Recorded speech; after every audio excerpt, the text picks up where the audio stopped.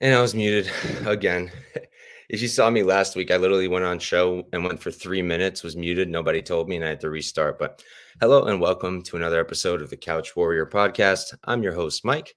And today for episode 29, we're going to be breaking down UFC 278. So I don't have my normal setup today. I'm in upstate New York, so camera's crap. Microphone's probably crap too. Hopefully the Wi-Fi is holding up. So if anybody in there can let me know that we're looking good, that would be great. We're supposed to be joined today by a pretty special guest, James from over in Lucrative MMA. He's currently running late. It's like 10 in the morning over by him. So what we're going to do is we're going to get started without him, and then he will join us as soon as he is able to. So let's get started, right? Quick recap of last week. Pretty rough night. I believe we ended the night with like negative 0.2 or 3 units. It was terrible at first, and then we hit two really big props. We hit Angela Hill by decision at like +4 something. We hit the sub on GM3 for like +550, and we also hit Martin Vera around 4 KO for like, I think it was +2200, something like that. So we hit some good props last week, saved our night a little bit, ended up in the red, but just a bit. So hopefully we can get a better weekend this week. So let's get right into the card. For this first fight, we've got Victor Altamirano versus Daniel Da Silva. Altamirano's 10-2-0, 31 years old, 5'8", 70.5-inch reach. And I've got him training out of Peak Watuga. And then Daniel Da Silva on the other side, 11-3-0, 26 years old. So he's 5 years younger, 5'6", giving up 2 inches in height, and a 70-inch reach. So they got about the same reach. And Silva is training out of Shootbox Diego Lima. So this one's interesting to me. I was never that high on Altamirano. Personally, when he fought in the Contender Series against Candelario, I felt that Candelario won that fight. I backed Candelario. I felt that he should win that fight. You know, there's things to like from Victor. He moves really well, and he moves a lot, which is important. His striking defense is 50%, which isn't that great for someone who's moving so much. His head movement seems good, but he's also dipping his head in weird ways, leaving himself open. His combinations are pretty solid. He has a nice jab. I like his output. That's important. And he mixes targets well. He'll go to the body. I like the kicks. The body kicks are great. On the other side, Silva, it's a little hard to gauge because we don't have as much information on the guy. He's fought in the UFC, twice now. Got finished by Jeff Molina in the second. In his second fight in the UFC, he fought Little Figgy, who we're going to talk about later tonight. And, you know, it took him down pretty easy on the feet. Didn't really get to see much, but he looked good. We've only gotten like little glimpses of him on the feet, and I think that he's looked good, but it's just not enough. He does have that tall man's defense, which is no good. 25% striking defense as of now, terrible. But his grappling is good. I like what I saw. Again, there's really not much because even in the Figgy fight, he took Figgy down clean, but then he got caught in that knee bark. So definitely glimpses of bad fight IQ. It's hard for me to back either guy here, right? Like you look at the odds now. Altamirano's -175, -184. Come back on Silva +150, +159, +160. And, you know, like I tend to lean Silva because I feel like he has more paths here. I think that, you know, we haven't seen it yet, and it's not really something he does. So there's a lot of what ifs, but I feel like a decision wouldn't be impossible. He has only been out of round one once, and it was round two, and he lost to Molina. So it's unlikely. So the way I'm looking at it is this. So I think Altamirano probably wins if we go to decision. Do I think he's going to finish Silva? No, I don't. Do I think he's going to? Yeah, I just don't think he's going to finish Silva. So what I'm looking at here is I'll probably play Silva by sub. We don't have a line on it yet. This is the fight of the week that the bookies are being slow on and taking their sweet time. And I think it's for a reason. But the real bet I want to play here, and what I'm probably going to put 2 units on is, once it comes out, is Silva, decision, no action. I feel like that's the move here. I feel like if someone's going to finish the fight, it's going to be Silva, and it's probably going to be by sub. And then if we go to the decision, I do favor Altamirano big time. So in that case, I'll get my money back. So that's the way I'm looking at it. Probably the only way I'll play it. I don't want to play Silva money line because I just don't really see much of a path for that decision. And I don't want to play Altamirano. Definitely not at these odds, but in general, I don't like backing him. So the pick is going to be Silva, but the play is probably going to be Silva, decision, no action. And then we're going to move right along. No word from James yet. I'll keep you guys updated. Hopefully he joins us soon. It's morning over where he is, so I get it. could be a little tough, but we'll move right along.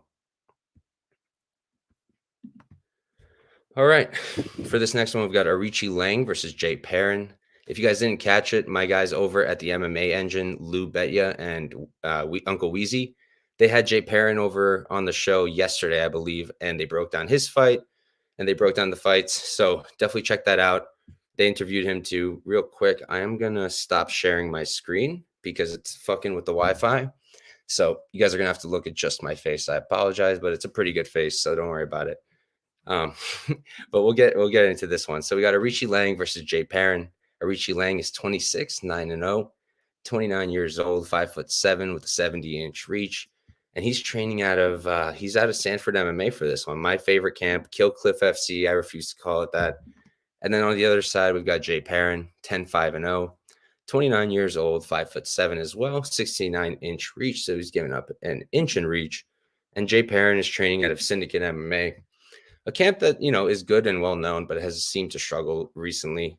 But yeah, this is another one that was really interesting to me. And my immediate lean was Aoriqileng. And it's because I honestly like a lot of what we've seen from him. I thought he beat Cody Durden. I didn't think that Cody Durden won that fight. I am biased. I did have Aoriqileng, so take that for as you may. But I did think he won that fight. I like a lot from what we've seen from him. You look at his fight with Molina, right? His first fight in the UFC, his UFC debut. He's fighting in it. It was the first pay-per-view back from during COVID. It was a big event. The women just went ham right before him. And he went in there and he looked great. The output was there all 3 rounds. The output would pick up as the rounds went on. His striking, in my opinion, is really good. He uses that length. He's solid in the pocket. He's got good shots to the body, mixes targets, and the jab is there. It's the defensive grappling here that's going to be the opening for Perrin. You look at Perrin and how he normally fights, right? He's not always looking for the grappling, and it's not always him who's wrestling. He's been taken down. Batista took him down. John Smith took him down in the regionals. But his own wrestling is pretty good. I like what I've seen. It's not easy to take Batista down, especially now. You look at Mario Batista, and he's slowly coming into his own. So, I think that Perrin is going to have the wrestling here. And the striking from Perrin, there's problems. There's a reason he's got a 44% striking defense. He could be a bit sloppy. He could be a bit hittable. But his own striking is good. He's got a great one, too. I like his combos, the jab, the front kick, and he also mixes targets. So I like what I see from Perrin on the feet. I think that it's more than likely he's probably going to be getting pieced up, though, here on the feet. His best bet's going to be the grappling. I know that Aoriqileng does have some supposed background in wrestling as well. Some story about his – I don't want to mix up stories, so maybe it wasn't him. But regardless – he's supposed to have a wrestling background. He has shown some wrestling so far in the UFC, but not much. And yeah, I played Perrin here. I played Perrin for a half unit. I got him at, let's see, I believe I got him at plus 140. He's plus 125 now. It's a tough one. I don't have that much confidence. I only took him for a half unit. And then I also played the fight doesn't go the distance for a half unit. Or no, I played the under 2.5 for a half unit at plus 160. I think that violence is live here. I think that Aoriqileng can finish Jay Perrin, and I think that it's not impossible for Jay Perrin to wear out Aoriqileng and finish him himself. So I like Perrin here. He's my lean, not the most confident pick on the card, not even close, but gonna be going with Jay Perrin there, and then we're gonna move right along. All right. This next guy is my personal dark horse of the flyweight division. And no, it's not Little Figgy. All right, so for this one, we've got Amir Albazi versus Francisco Figueiredo. I'm going to call him Little Figgy, though.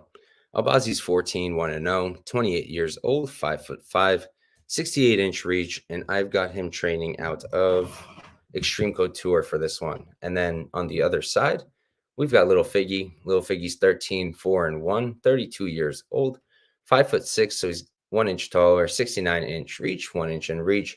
And it does appear like he was training out of Team Figueiredo for this one as well. This is a Southpaw Orthodox matchup. Albazi's Orthodox, Figgy's Southpaw. But I don't think it's going to play much here. The odds are wide, and I think they're wide for a reason. I think the odds are correct. You look at the fight with Little Figgy and Malcolm Gordon, right? Shared opponent between Figgy and Albazi. And forget MMA math, right? Albazi cleaned up shop against Gordon, took him down, submitted him. Figgy on the other side was getting taken down by Gordon, getting stuck on it under him. He got stuck in round 2. He got stuck almost the entire round 3. He did get that nice submission against the Silva, but the Silva's shown questionable fight IQ so far. Figgy does have good striking defense, 63%. Hands are down, which I hate, and it will leave openings for a guy like Albazi. I don't think that Figgy's fought a striker like Albazi just yet. In fact, I know that he hasn't in the UFC for sure.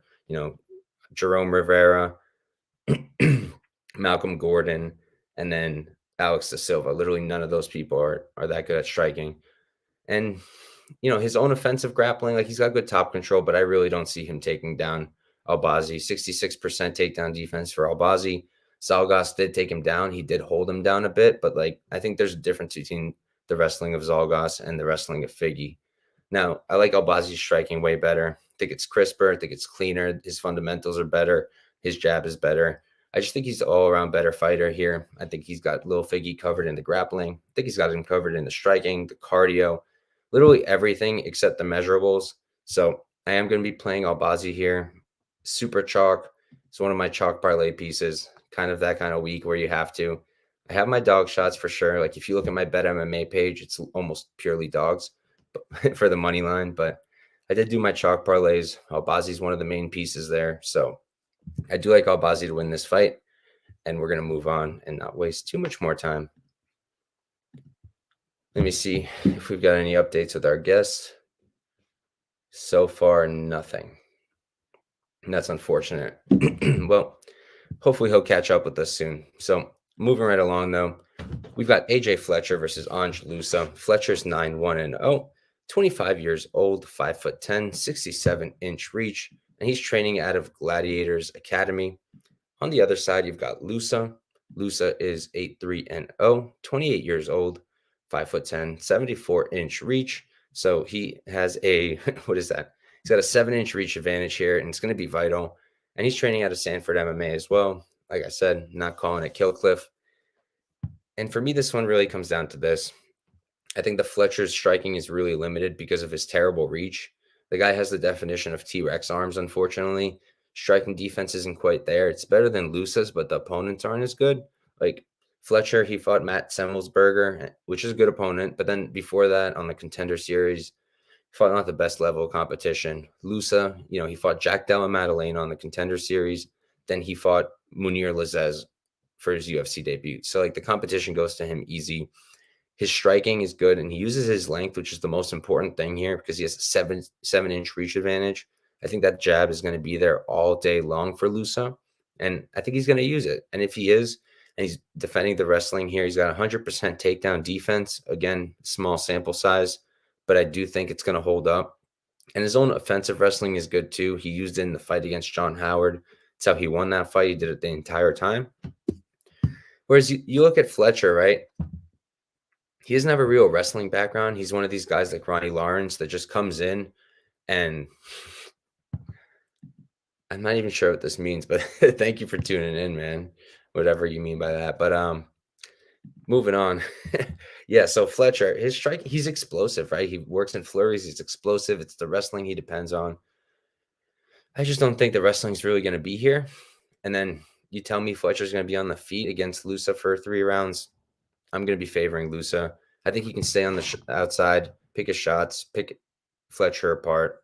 And I do think Loosa wins this fight. So I did like him at plus 135 for a unit. That's my play. Right now, he's sitting at plus 140 even. The money's still going in on Fletcher. So if you agree with me, you can just wait, possibly get a better line than 140 even. But I do like that spot. Paste the link in the live chat. I have a proposition for you if Paulo Costa wins. I have no interest in that at all. I don't know who you are. I don't really have any interest in any of that. So you do you, and I'm just going to keep going here. But yeah, the pick is Ange Loosa, and we're going to keep going.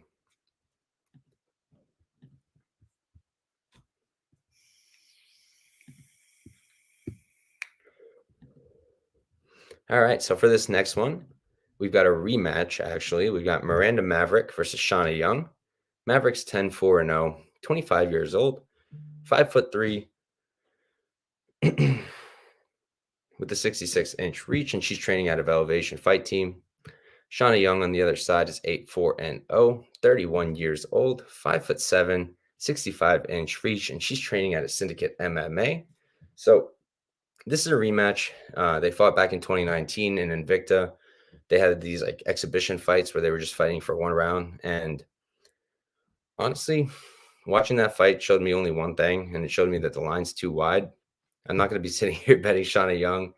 I bet her against Gina Mazzani because it's Gina Mazzani. I played her KO prop there, which was pretty lit. But yeah, you watch that first fight with Maverick, and Maverick struggled to take Young down. She had a hard time. It wasn't very easy. It was once she got on top when it was a wrap, and that's kind of like the story with Shanna Young. Hard to take down, good on the feet. But once you get in control, she kind of gives up. Every fight plays out differently, but I don't think this one's going to play out all that different. I think it probably ends in a submission for Miranda Maverick again. Is it going to be round one? I don't think so. I was looking at the sub prop. That's what I was hoping to play. I saw it open up plus 165 though, and I didn't like it because Shanna Young is tough. And if she can keep Miranda Maverick off of her, a decision wouldn't be nuts to me. I do still think Maverick wins. I ended up doing the square move here. Chalk parlayed her. She's a part of those. I'll talk about all the parlay pieces at the end. But I am doing Miranda Maverick and Amir Albazi so far. Now let's check in with our neighborhood troll. I want to come break down these fights with you. My girl is also here with me in the room. So why don't you start a YouTube channel? You grind for a little bit. Get to let's call it 25 subscribers. And then let's talk. Slide in my Twitter DMs. Until then, I really don't know what you're doing here. But it's pretty weird. But I'll keep going. So Miranda Maverick is the pick. I think she probably wins by sub. Not going to play that prop though, and she's going to be in my chalk parlays. For anyone tuning in late, I just do want to say James is running late. Not sure what's going on over there. I know that it is morning where he is, but I'm hoping he joins us soon. He did say it would work out, so maybe he's oversleeping those alarms. So, but we'll give him the benefit of the doubt, and hopefully he'll pull up soon. And we're going to move on to the next fight.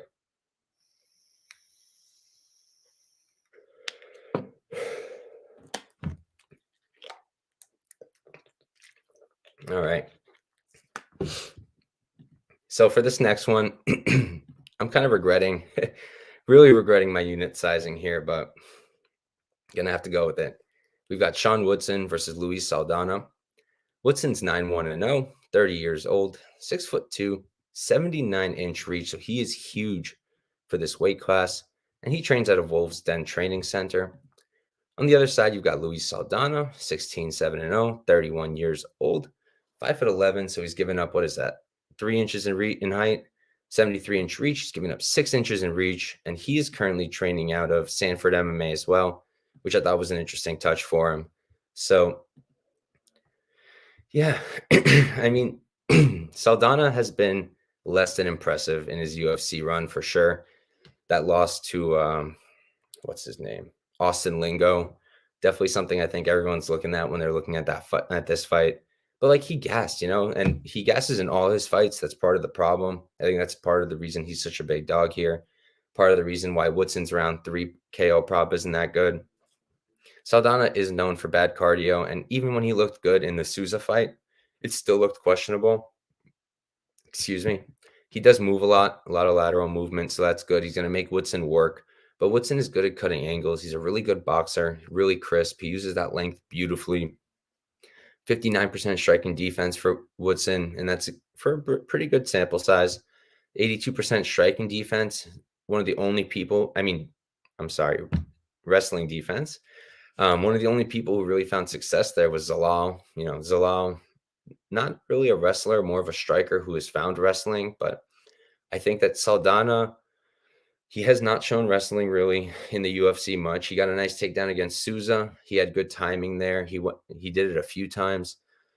Not much top control, but he does have 6 submission wins, 2 sub losses. The one loss Woodson has in the UFC is by sub. And we did see in his contender series bout when he fought Terrence McKinney, he did get taken down pretty easy. McKinney took his back pretty easy. Eventually McKinney tired out and got finished. But yeah, look, I ended up playing Saldana here. I played him at plus 250 for 2 units, and at the time, I was thinking that Saldana could keep it up on the feet, keep it close, because his striking is also good, right? Like everything about Saldana is good. It's the cardio. It's the cardio that's the problem. So I think that if Saldana can do his thing on the feet, keep moving, find his spots, close the distance, get out of there, keep that 62% striking defense going, and mix in some form of grappling. Maybe you don't need a takedown. Put it against the fence and then work for subs from there. 6 submission wins. I think it's possible. I do hate that I have 2 units on it. I really wish that it was just 1, but unfortunately, there's nothing I can do about it now. And I am still probably going to also sprinkle Saldana's submission prop. It's plus 1,400 now, and I bet FanDuel is going to give us something even better. So my pick is Luis Saldana. I do fully see the reasoning for Woodson. I think it's going to be a very difficult fight for Saldana to win, but I think it's something he can do. It'll be tough. I hate my unit sizing there, but Saldana will remain the pick. And then we're going to move on to a fight that I'm not so excited about, but got to break it down anyways, right? So, all right. We've got Lucie Pudilova versus Yanan Wu. Pudilova is 13-7-0, 28 years old, 5'8" with a 68-inch reach. And I've got her training out of SBG Ireland, the world's worst training camp. And on the other side, you've got Yanan Wu, 13-5-0, 26 years old, 5'8", with a 66-inch reach, and she trains out of Jackson Wink. So Wu is weird, man. Wu looks pretty good, strikes pretty good. The output is definitely there for her, and she's got some wrestling that she mixes in. It's just, it feels like her strikes don't do anything. It feels like she's not doing anything of substance. She goes out there, she does a lot of stuff, but then it still feels like she didn't do anything. You look at Pudilova, she used to be in the UFC, got cut after not such a great stint, and she went out in the regionals, and it's not like she was crushing these girls. Like, she's getting split decisions. She lost a fight where she got out grappled. That's probably going to be the path here for Wu. If Wu decides to, put on that singlet and wrestle, I think it's there. She's giving up 1 inch in reach. She is younger. I think she seems stronger here. Pudilova in the UFC did have a 61% takedown defense, but again, she lost on the regionals to somebody who was grappling her. So that path is definitely open. In terms of the actual striking, I was like watching it and I was pretty surprised. I actually like a lot that Pudilova does. I like the jab, the 1-2, all the fundamentals are there. In general, just the work on the feet is good. Output is there. And she can strike on the back foot, which I think is important as well. A lot of people can't do that, and she can. So I do lean Pudilova here. I think that Yanan Wu has a path with her wrestling, but it's not like she's selling out for it. And in general, I just don't think Wu does much. She's been very unimpressive so far in the UFC. So I like Pudilova to win the fight. Am I going to bet it? Probably not. Probably not. Right now, you can get Pudilova at minus 116 on Bet Online. She opened minus 210, so take that as you may. But yeah, I lean Pudilova. If I get her for plus money, maybe I'll do it. But otherwise, I'm probably not going to be playing anything there. But I do have a dog shot on this next fight. So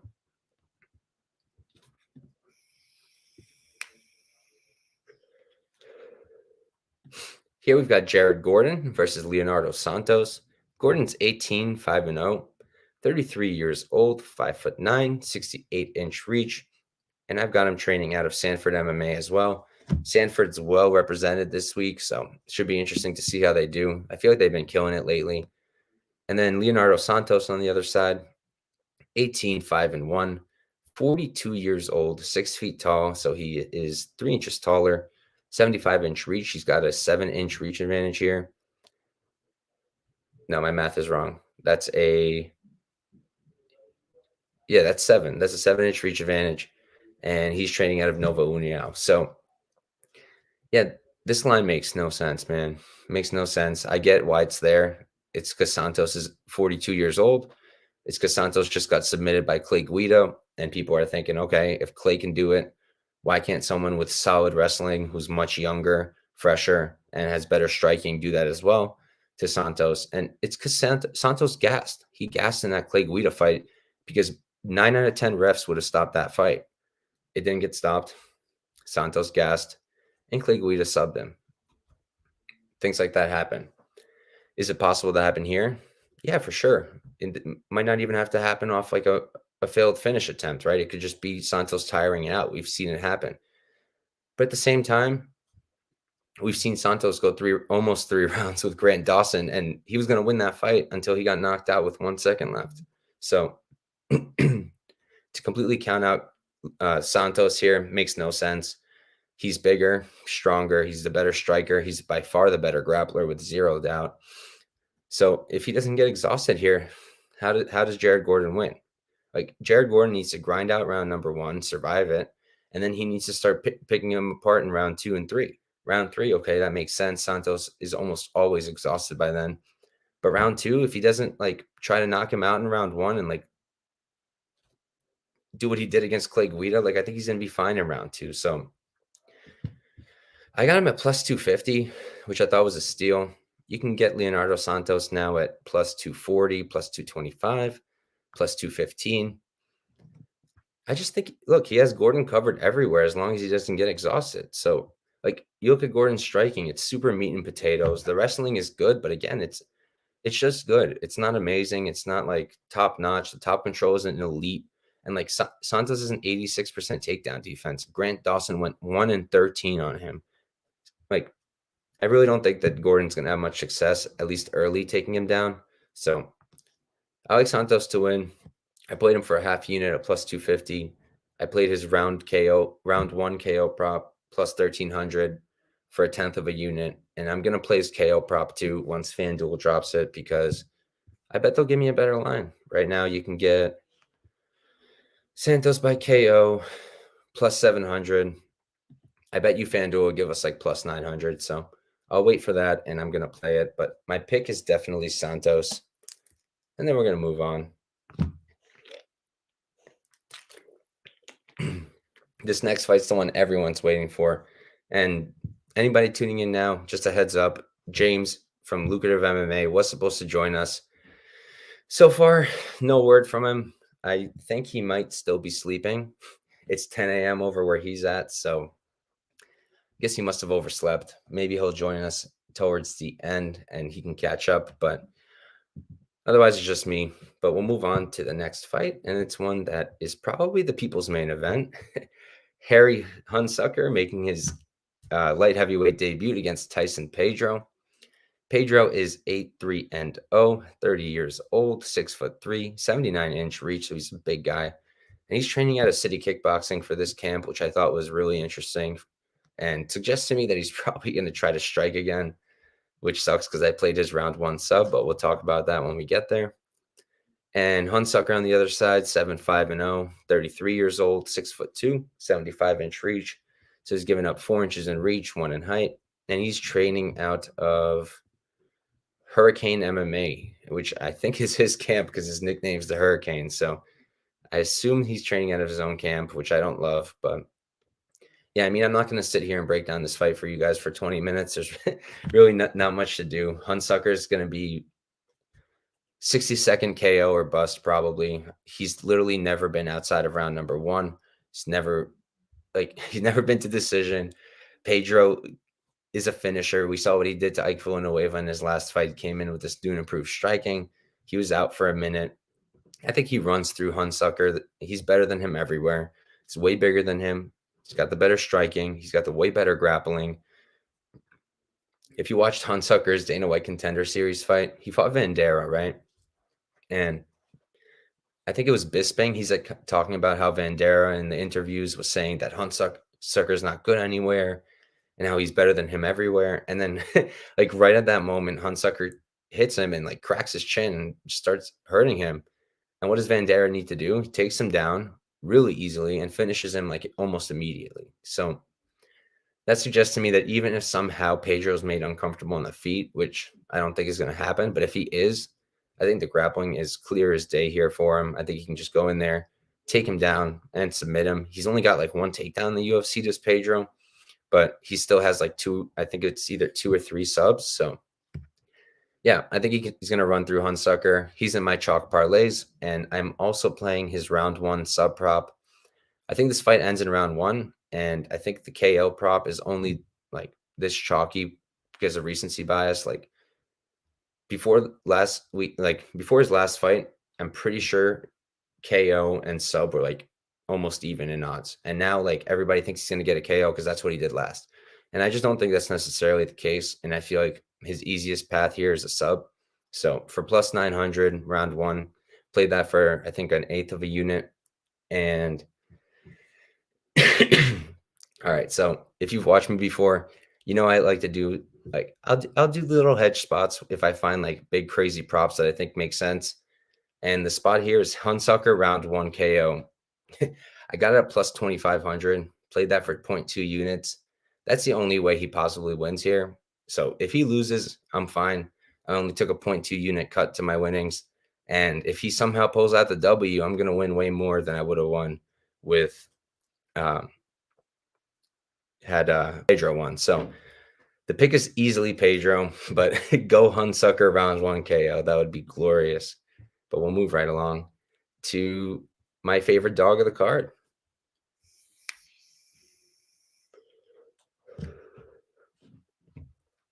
For this one, we've got Marcin Tybura versus Alexander Romanov. Tybura is 22-7-0, 36 years old, 6'3" with a 78-inch reach. And I've got him training out of, let's see, Ancos MMA. And on the other side, we've got Alexander Romanov, 16-0. He's undefeated, 31 years old. He's 5 years younger, 6'2" tall. So he's giving up 1 inch in height, 75-inch reach, giving up 3 inches in reach.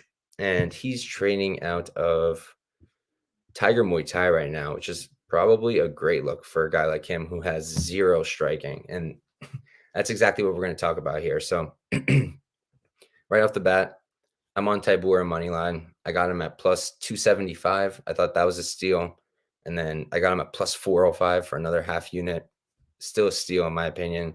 And now he's like plus 300. And I'm tempted to add another unit, honestly, because I'm not exactly seeing a path for Romanov here. Romanov is dependent on the wrestling. He's fought literally the worst of the worst in the heavyweight division, other than Juan Espino, like Chase Sherman, Jared Vandera,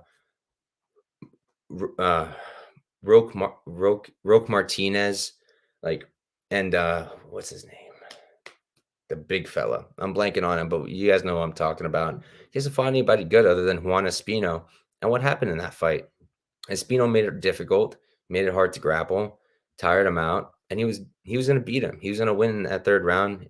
If not by finish, probably would have stolen the decision.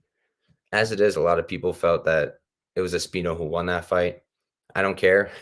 I had Romanov, so I was just glad to cash the ticket. I got killed this past week with that Breshki robbery. I had a unit on him, and I thought I for sure hit, and then got robbed. So sometimes you're on the right side, sometimes you're on the wrong side. But yeah, I don't see how Romanov can win this. If he can't take Tybura down constantly and hold him down, which I'm fairly sure that he can't, I think that he's going to struggle here because his striking sucks. Like he has no striking output. He throws almost nothing with his hands. Everything is kicks, and the kicks aren't great at all. Like I don't see him knocking out any UFC caliber competition on the feet. I know he's a Tiger Muay Thai. He's relatively young for a heavyweight, so he could be improving, and I'm sure he will. I just don't think it's going to be enough here. Like 20% takedown defense in that Espino fight tells you a lot.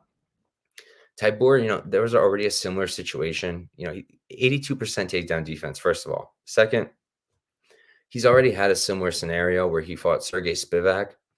And what happened there, right? Sergey Spivak, the young Russian kid coming in, everybody was hype on him, good wrestling, good striking, and he couldn't get the wrestling off, so he ended up losing that fight.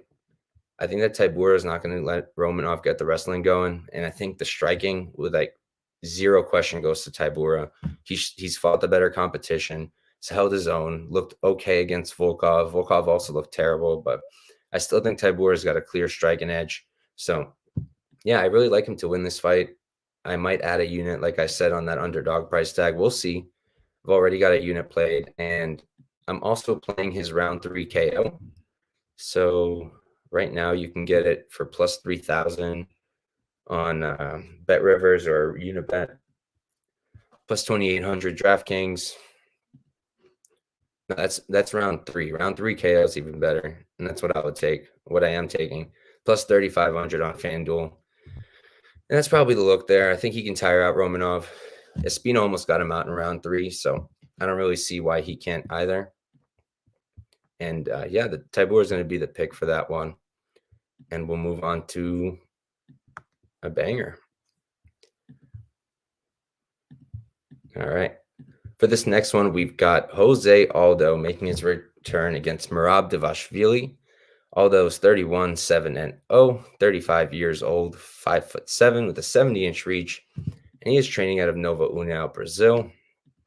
Merab on the other side is 14-4-0, 5'6", so he's giving up 1 inch in height, 68-inch reach, giving up 2 inches in reach, and he's training out of Serra-Longo over with we don't know where he trains with Aljamain Sterling, the champ. But yeah, spoiler alert, I'm on Jose Aldo. I'm on the dog. Played him for 2 units, and it's a scary thing.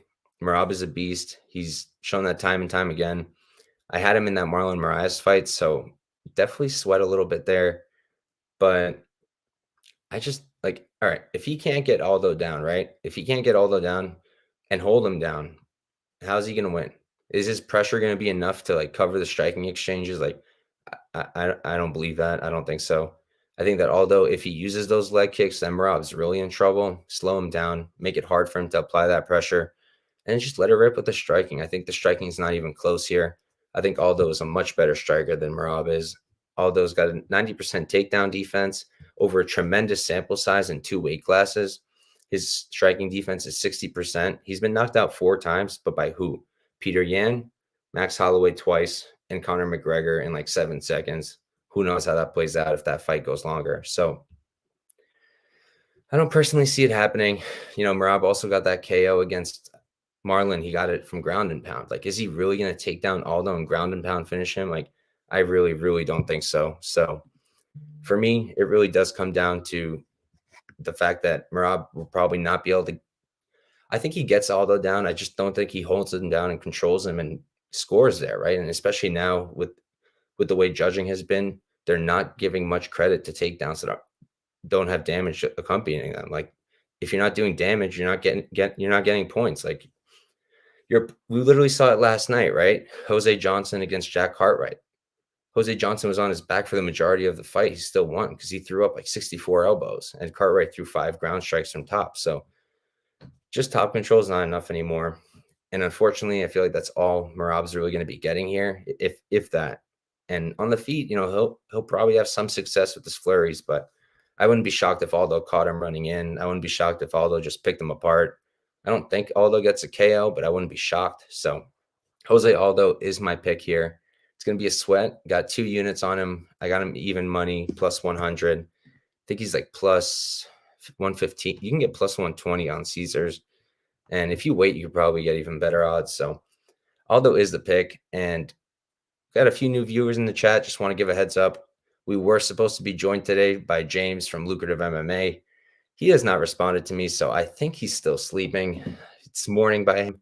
Should be about almost 11 a.m. now. So maybe his alarm clocks aren't kicking in, but we'll see what ended up happening with him. Hopefully he's doing all right over there. But Aldo is going to be the pick. And we're going to move on to our co-main event, and one that people have been talking about quite a bit.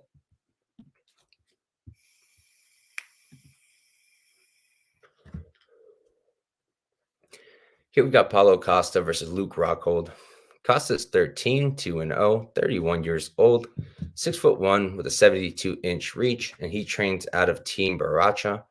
Luke Rockhold on the other side is 16-5-0, 6'3", 37 years old, 77-inch reach, and he's training out of, it's Sanford MMA as well. Like I said, they've got a lot of people here. So, look, first thing we got to note, Rockhold hasn't fought since 2019, 3 years ago.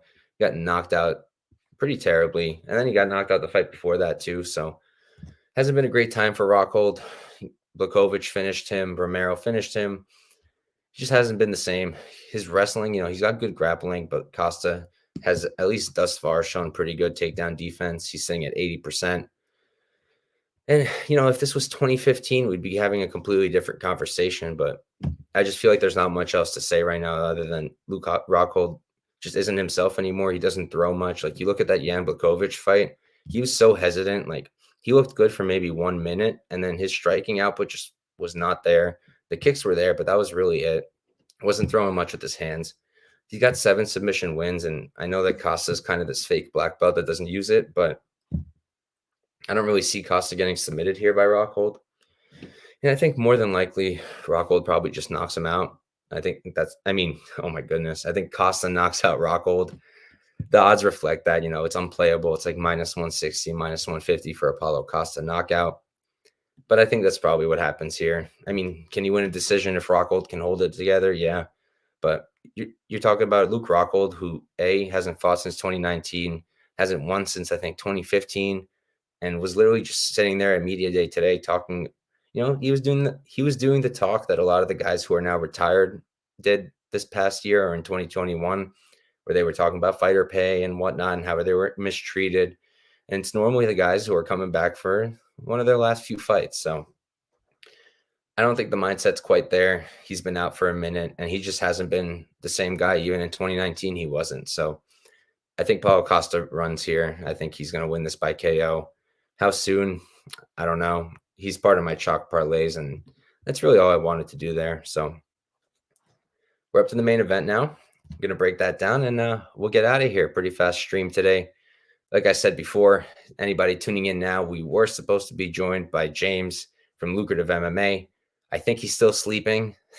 So unfortunately, he wasn't able to join us. I'm going to hit him up, make sure he's okay after this. But yeah, unfortunately, it's looking like he's not going to be here today. Maybe we can get him back on the show for a different episode. But we'll move on to our main event. And this one was a really tough one for me. So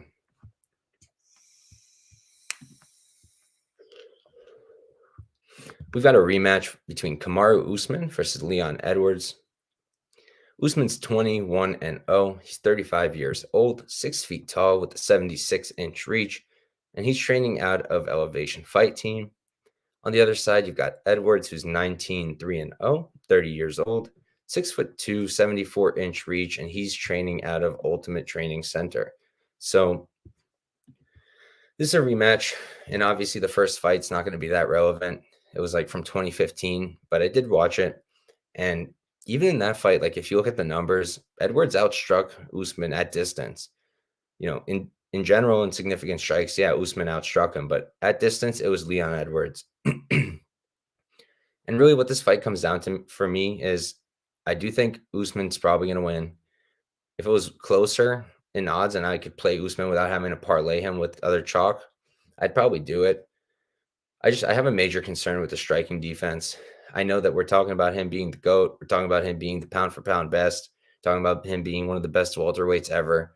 But like, we're just kind of ignoring the fact that in his last few fights, his striking defense has been abysmal. I mean, the things he's doing is terrible. Like, you look at the Masvidal fight, before he clipped him, he was swinging like Ngannou swung in that Rosenstruck fight, like a fucking windmill.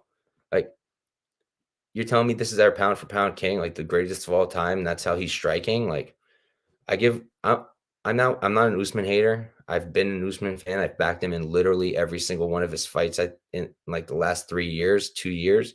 So I'm not just like hating on him because I don't like him. I like Usman. I think he probably wins. But because of that striking defense, because of those open, I think he's going to leave opportunities for Edwards to clip him. And I think that Edwards, he's improved the takedown defense. He's improved his wrestling in general. I mean, since 2015, 2016, he's a different man. He didn't look great in round 5 against Nate Diaz. I think that's something a lot of people are looking at when they break this fight down. And it makes sense because in round 5, Usman's going to be fine. And if Edwards is tired, it's going to be Usman all day. I just think that the opportunity is going to be there. So because I didn't want to play Usman at this price, and because I don't think that Leon Edwards wins a decision, the way I tackled this was I'm playing Edwards decision, no action. I got him at plus 160. And what that means is if Edwards finishes Usman, I win. If Usman finishes Edwards, I lose. If we go to the decision, I get my money back. And Well, I do think that Usman has the power and the capabilities to finish Edwards. I don't think he's going to. I think if finish comes, it's on the Edwards side, and it happens because Usman gets cocky. He gets a little sloppy with the striking, and Edwards catches him. So I also sprinkled Edwards KO like plus 550 or something for a quarter unit, and that's the only way I'm playing this fight. So, like I mentioned, Usman, I do recognize that he's easily the better fighter here all around. If he goes to his grappling, it's him all day long here. Like if he wrestles from start to finish, it's not even going to be close. If he mixes in the wrestling properly, I don't even think it'll be that close. I'm just concerned that he's going to want to stand like he has been. He's getting really proud of that striking, that power, and I just think that it's not as good as he thinks. I think he's leaving himself open constantly, and if he does that, I think Edward's going to be live. So I like the decision, no action prop for this fight. It's my favorite spot here. So that's the way I'm going to tackle it. And yeah, that's it for a card. Unfortunately, James was not able to join us today from Lucrative MMA. Unfortunately, he is currently still sleeping, I think. I'll talk to him after this and see what's up. But thank you for everybody who did tune in. Not the best episode today. Don't have the best quality. I am in currently upstate New York. Don't have my studio, but we'll be back next week with John Kelly. So make sure to tune in for that one. Should be awesome. Not next week, the week after. We're finally getting an off week next week, which we really need. But I am not going to be doing Mike's bets tomorrow, but I will be doing the Contender Series breakdown on Friday for next week's Contender Series, as I do every week. We're supposed to get the lines today. I've been looking all day, but we haven't gotten them yet. And it's looking like I might have a pretty dope guest for the Contender Series bouts. Spoiler, he's competing on the card, so could be pretty cool. Hopefully he's able to come on. I'll announce that on Twitter if it happens. But either way, I will be breaking down the Contender Series on Friday. So thank you guys for tuning in. Good luck on your bets and have a good one.